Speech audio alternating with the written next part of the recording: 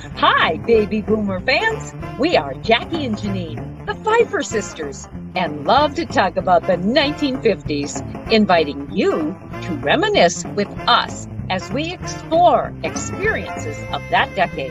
Grab your favorite malt or Green River. Make sure you are wide awake and get ready to be inspired about the 1950s. Welcome to the 1950s Fun Chat.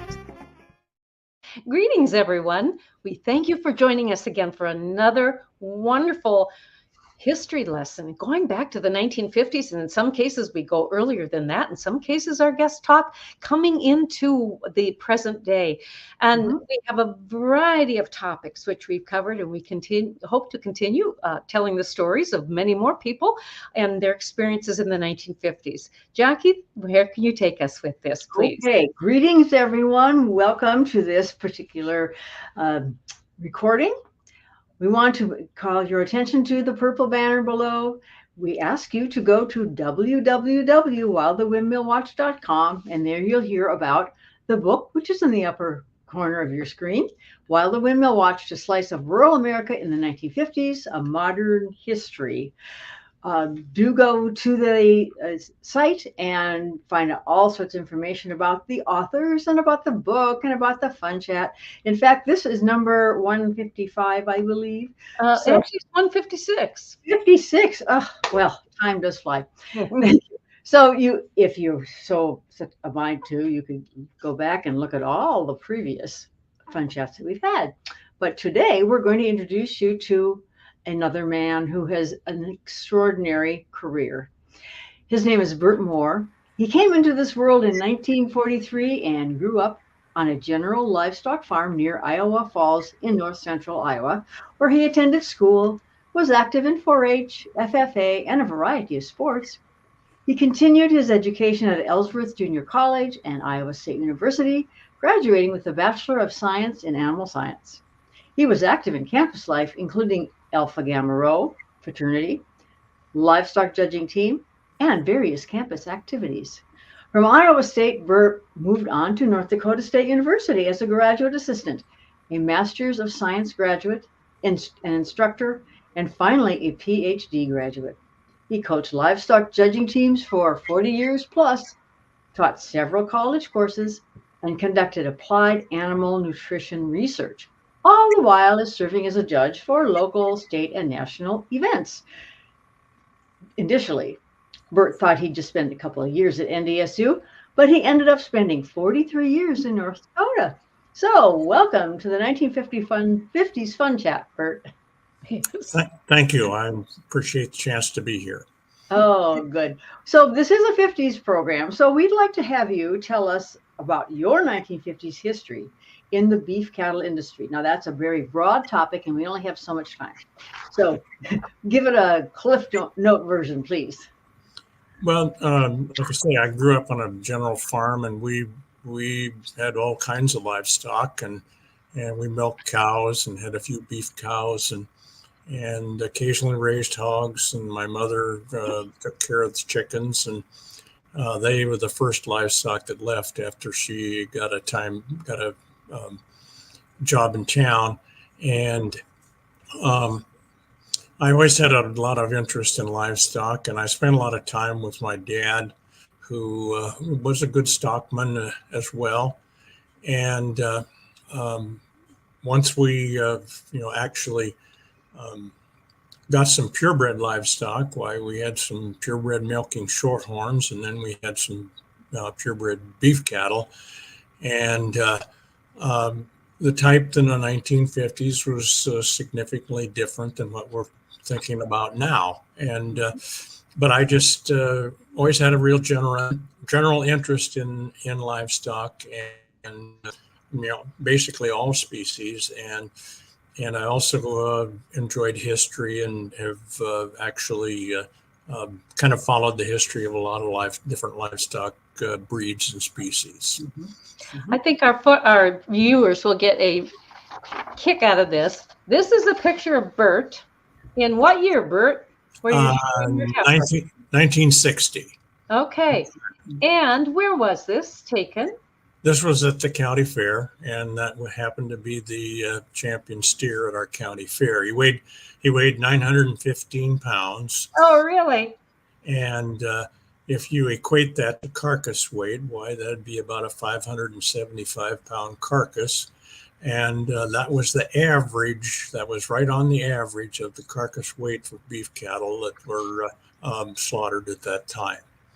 So you also sent me a picture of cattle, what they looked like in 1982. And I want to hold this up and have you, let me put that on full screen, and have you talk about this particular phenotype. Well, if I can get there. There we go. Okay, tell us about this. Well, this is, this type evolved, obviously, there's 30 plus years difference in, the different pictures, but you'll notice the size of that one there, why you can't see over the top of them. Mm-hmm. But there was a very serious effort put forward to decrease the amount of fat and increase the growth, and this brought a lot of the continental European breeds over here. And whenever we make some kind of change, it seems like we get a little bit more off center, I guess one would say, and go to a little bit of extremes, which I think happened during the 1980s into the 90s. So, and Bert, what causes the changes in these extremes of the size of cattle from decade to decade or generation to generation? Well, I think it's partly it's in part caused by changing demands, because as we looked in the 1940s into the particularly in the 1940s, why there was a significant need for fat. Fat was used to make explosives as well as cooking materials, and so these animals that are like the 1960 steer that you showed the picture of, he was fat, and he weighed 915 pounds. And obviously the other one, 30 years later, he was extremely lean, and again went past what I think obviously was ideal at that time for sure. So, but it is just changing demands, and also entered into there as well. There was a significant desire to increase the general performance. In other words, they want them to grow faster as well. So, mm-hmm. Do you know why there was a demand for fat in the 50s, fat on livestock? Well, as we look at, coming out of World War II, why actually, people were encouraged to actually save their fat, like even the bacon grease and things like that, because it was used as far as for making, explosives and things of that nature for the war effort as well. And then obviously the dietary habits of the general population changed significantly as well. I mean, as we move on, why people's activity is less, they have less need for energy, and all you have to do is, go to the state fair like I did just this last week, and you'll notice that there's a fair number of people there that seem to have overindulged as far as, some of their diet is concerned. And so they always promote the new food, but some of them really don't need to have a new food, in my estimation anyways. And is fat associated with quality of meat? Yes, it still is, because it provides a lot of the juiciness and flavor as far as beef is concerned. And if there's been an interesting shift here recently where there's a real strong demand for the quality, and there are premiums being paid for those that have extra quality. But through the use of our modern genetics, what we're able to do is to decrease the amount of waste fat and still at the same time try and increase the amount of taste fat. I think we use. So, Bert, was the feed that was fed to cattle in the 50s different than what is fed to cattle nowadays, or how does feed associate with the outcome of the meat we buy in the grocery store? Well, yes. I mean, feeding programs are now dictated to, in most cases anyway, those that are grain fed. It's dictated to do things in a very quick fashion. In other words, get them to their optimum condition and optimum grade as quickly as possible. Whereas back in the 50s and so on, time was not quite as valuable. I guess time is really something that's very valuable, and it was not nearly as valuable, and so we weren't quite as concerned about doing things in as quick a fashion as we are now. And certainly giving extra energy content of the feeds and so on, that gets them to the market endpoint quicker. Yes. So, anything more to say about that before we move on to a different topic? Well, I say I think we've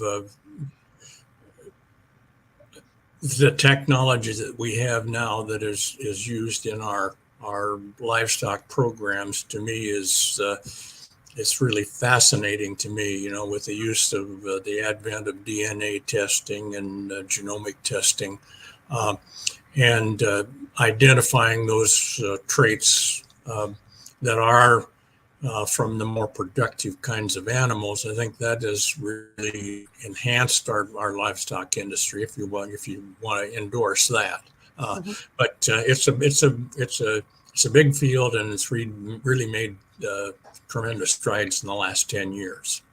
Okay. As we're focusing here on the beef cattle industry, but is it often true that the meat animals, hogs, lambs, do they follow suit with their type along with cattle, or is there one species that leads the way in the change of type?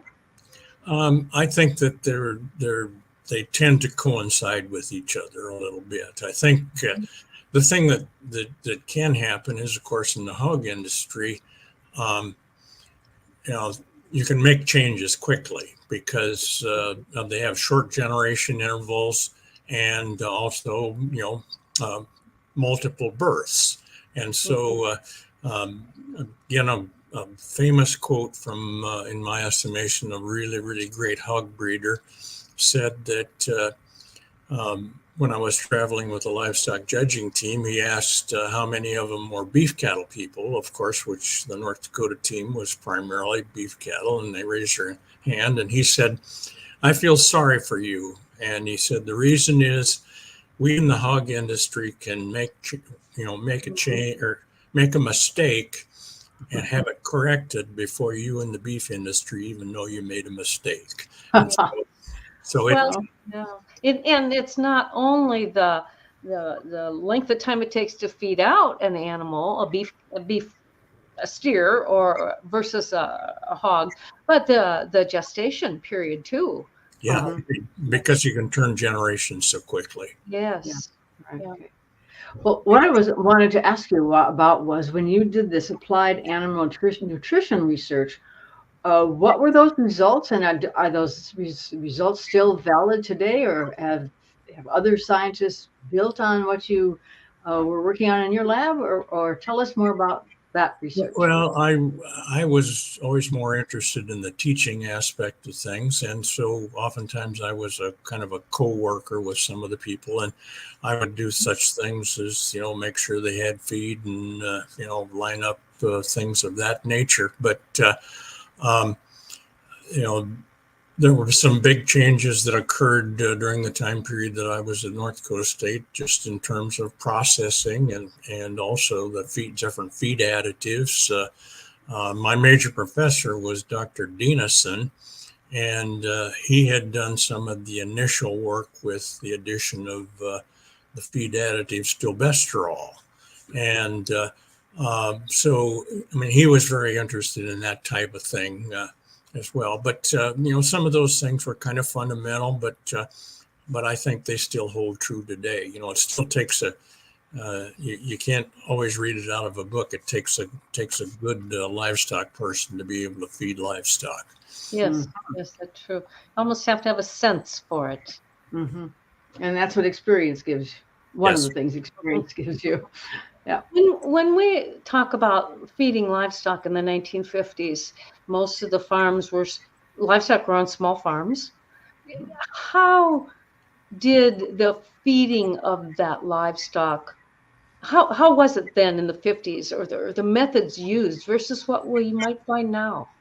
Well, the whole I mean, I just relate back to my own. We had a grinder, and we fed one of the major ingredients was ground ear corn.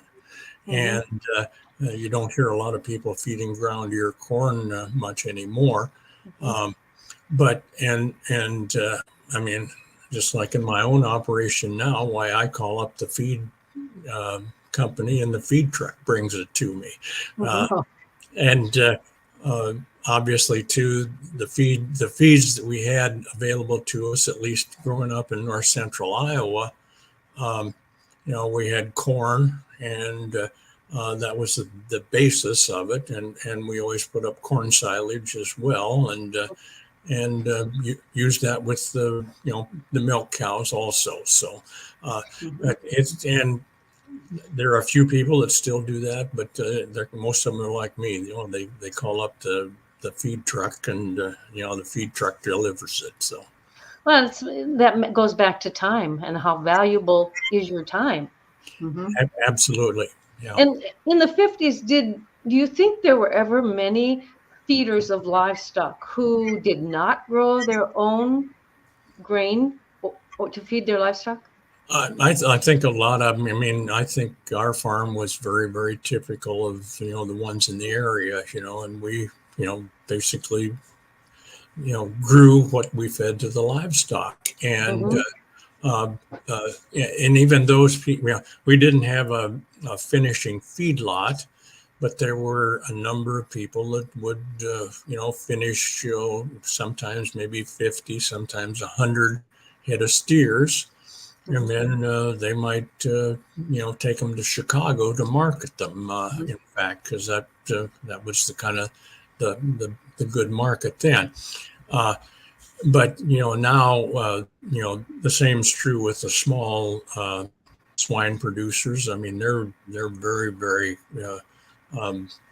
very sparse. I mean, and like the county, Hardin County, which is the county that I grew up in. On any given day has over 1 million hogs on feed there at some times. One of the biggest counties in Iowa for that. And so the scope of them has changed dramatically. Did you? I have a question for you. Excuse me. About maybe some of our viewers do not know what the term finishing means. Would you explain that, please, and maybe give us a hint as to what feed is given, and then versus what feed is given during finishing? Okay. Well, we take beef cattle for example. Why the cows and calves, of course, are generally maintained on grass pastures. Or in fact, once they're weaned, sometimes what is done is they will be what we refer to as backgrounded. In other words, they will put on a moderate energy ration They'll grow at a moderate rate at that time, but then finishing would be the time when they're fed the high energy rations to get them to the marketplace as quickly as possible. And, the high energy rations would be basically, I think in most all areas, corn based.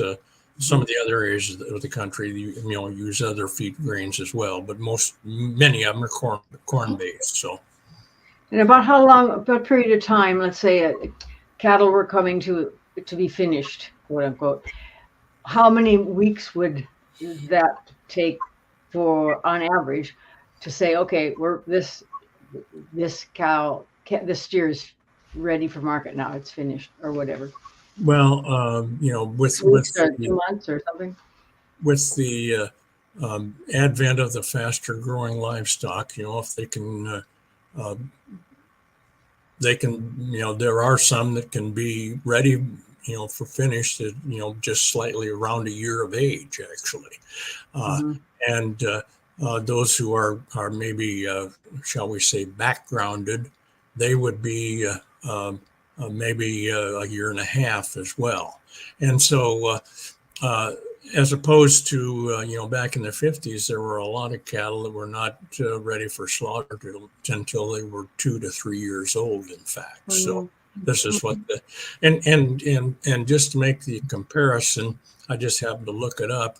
I said the average carcass weight of the steer that I showed in 1960 would have been about 575 pounds. And the average carcass weight of most finished cattle right now is about 825 pounds. So in that time period, the carcass weight has increased dramatically.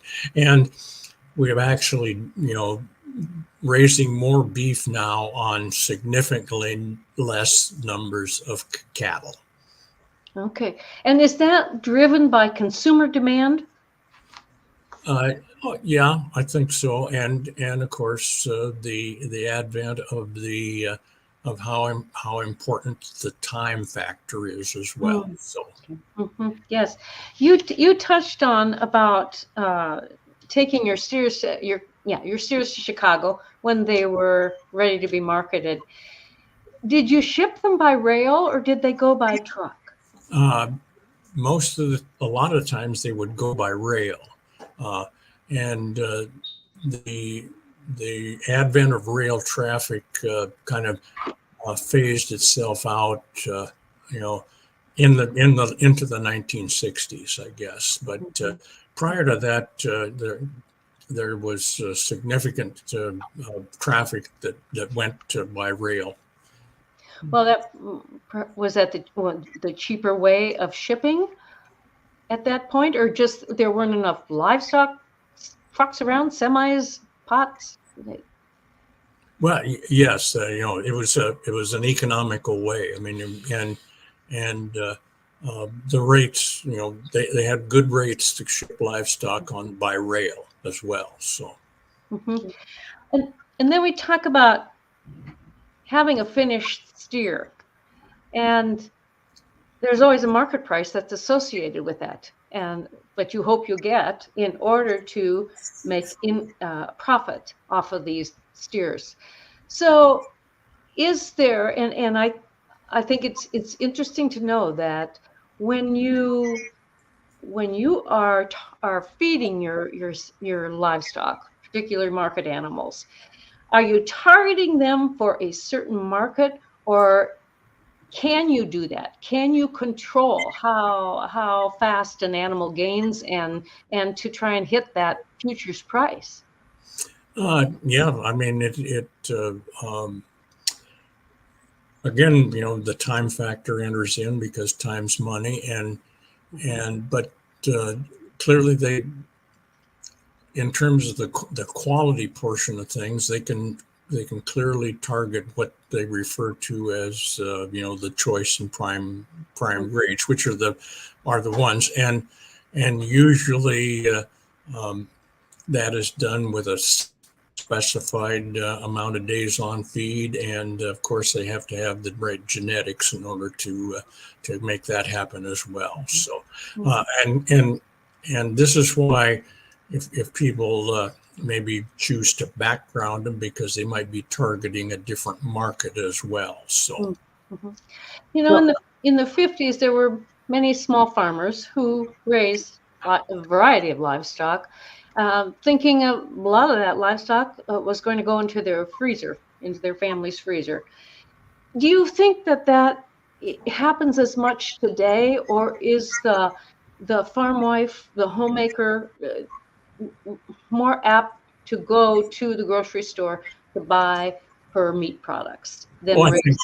I think it's clear that the housewife goes to the grocery store, but it is interesting that I have two very close neighbors, and they finished just a few head themselves, and they have a strong demand for what they refer to as freezer beef, and they will sell them as sometimes quarters, or quarter of a beef carcass, or half a beef carcass to a family who would like to they like the quality, and they also like the fact that it's locally produced. That's a strongly growing trend among I think a lot of people they like to buy local, I guess they would say. So I have a question if you are done with that. Okay. So can you compare the 1950s export of beef to other parts of the world with the exporting of beef nowadays? It's dramatically higher now. I mean, I don't have any figures in mind, but the thing is that the United States is still the premium place for growing and producing, quality beef products, and the rest of the world, their tastes and likes for quality products is expanding continually, and so like I say, there's no place. We have, in my opinion, again, the best genetics, the best feeding program, the best kinds of feeding systems that there are. And so that's, I think, a big part of what has driven some of this demand. There's the value of a beef carcass would certainly be less if we did not have that strong export market. Sure. Okay. Can you tell me, do you happen to know offhand which countries get quite a bit of our beef? I know South Korea is a big one. I mean, we still export some to Canada and Mexico, our closest neighbors, but some of the Asian countries, Japan, those are strong purchases of U.S. export beef. Okay. Bert, we talk about or hear the term grass-fed a lot today. And was there such a thing as grass-fed beef, or did we term it that in the 50s? I think there were still a fair number of beef that were marketed as grass-fed, and these oftentimes would still be cattle that would be 2 and 3 years old, because it takes that much more time to get them to that point anyway. There is a demand for that. And interesting part of the grass-fed part, but those people who are really, really into that, they are able to take a look at the genetics and find those lines of cattle that actually will marble, without the advent of using high energy diets. And I know the sound of it is good. The demand is good, but I personally like a corn-fed steak myself. You use the term marbling. There might be some of our viewers who are not aware of what that term means. Can you describe that, please? Yes, this is the intermuscular fat that is dispersed between the muscle fibers. And that's what, that was what we would refer to as taste fat, as opposed to the waste fat, which is, in many cases external or internal to the carcass itself. So, this is what, the increased marbling, the desire for beef with increased marbling is what has driven the premiums into such things as the prime, the very top grade as well. And because people are, there's a demand for it. That's why it's, and they're being, the producers are being paid for it. Mm-hmm. And we hear so much today too about certified Angus beef. Is what if you're purchasing beef that is not labeled cab or certified Angus beef? How do you have any experience or knowledge or research that's shown that the beef not unlabeled certified Angus beef is as tasty? Well, if it qualifies as certified. To background certified Angus beef, that has been, in my opinion, the absolute best marketing plan that has ever been developed for the beef industry. I mean, it's just and people equate it with quality and so on, and sometimes they just equate it with quality, but they don't know why, I guess. Mm-hmm. But it's easy enough to find quality, products that is not certified Angus beef as well. And there are other breeds of cattle that will produce those kinds of carcasses as well. So, credit to the Angus people for the marketing job that they did, because this was, it's really well known. Excuse me. In the 1950s, there were many local lockers that harvested beef and other species of livestock. Has that trend changed since the 50s, or how is marketing handled in today's world?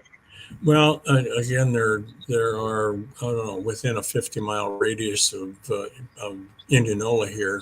I don't know just how many there are, but there are a number of these, and they are extremely busy. They are extremely busy, and because you have to, if you have your own live beef animal that you want to get harvested at one of these, you have to get yourself what they call a slot in there. Sometimes, several months in advance, because there's that strong a demand for it. And these would be marketed by some of the people, like I told you, a couple of my neighbors do, who have this list of people that continually say they want to buy one of their beef animals. And we all, when I was growing up, we always had a local locker plant in my hometown, and they that's where we got our beef processed as well. So and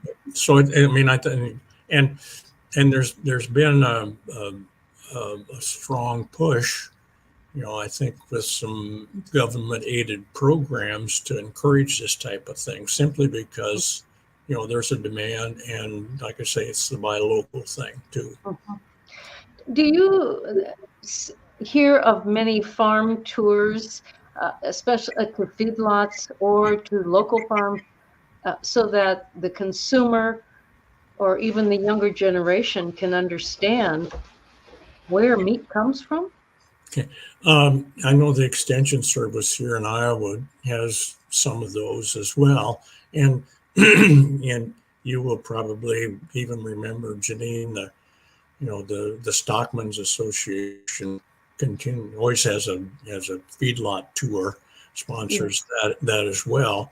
And such programs, and I can name at least more than one NDSU graduate who has been involved in Ag in the Classroom programs, which focus on things of that nature as well. So because we're getting to the point of being removed from the farm and not understanding what goes into the production of their food and so on. And so, these are critical programs to try and educate the public about. Yes, yes, and it seems like the public is very willing to be a part of that, to learn too. They want to learn where their food sources are. And interestingly, back in the 50s, it probably wasn't as necessary because more people were associated with farms and understood that process. Well, Bert, evidently Jackie left us, so that's mistakenly. But so anyway, we're nearing the end of our chat, and if you could name one thing, one that stands out in your mind that is so different from raising livestock in the 50s to where you are raising livestock now, or cattle, I should point out now, what would you say that is? Well, just the whole process. Things were on a small scale then, and the industry itself is now we're large swine operations, large feedlots, and that sort of thing. But like I say, growing up in the 50s, why you just took those things for granted. You're gonna raise all your own food, and you look around the table, and everything on the table was something that you grew at home. Yeah. And it didn't matter if it was the milk, the meat, the vegetables, the potatoes, the tomatoes, everything was you grew it and you harvested it, so you knew where it came from. And now certainly that's a big change. Yes. For sure. Yeah. Yes. Well, thank you so much, Dr. Bert Moore, for taking us down through history, starting with your experience growing up with livestock and on your farm, and especially in the shorthorn industry, and how you metamorphosed into the teaching world of cattle, and how actually I had you as a professor for different classes and on that livestock judging team at NDSU. And so this has been a wonderful time to reflect on that beef cattle industry. Thank you so very much for joining us. Thank you, Bert. Yeah. Well, thank you for having me. It's nice to renew these acquaintances. And so I appreciate it. Thank you. You're welcome. Jackie, can you close us out, please? Well, I'll say thank you, all of you viewers, for joining us, and stay tuned for next week for another interesting path down the 1950s, that modern history. But do go to the www.wildthewindmillwatch.com and tell your friends, even your relatives, about the 1950s Fun Chat. So till next time,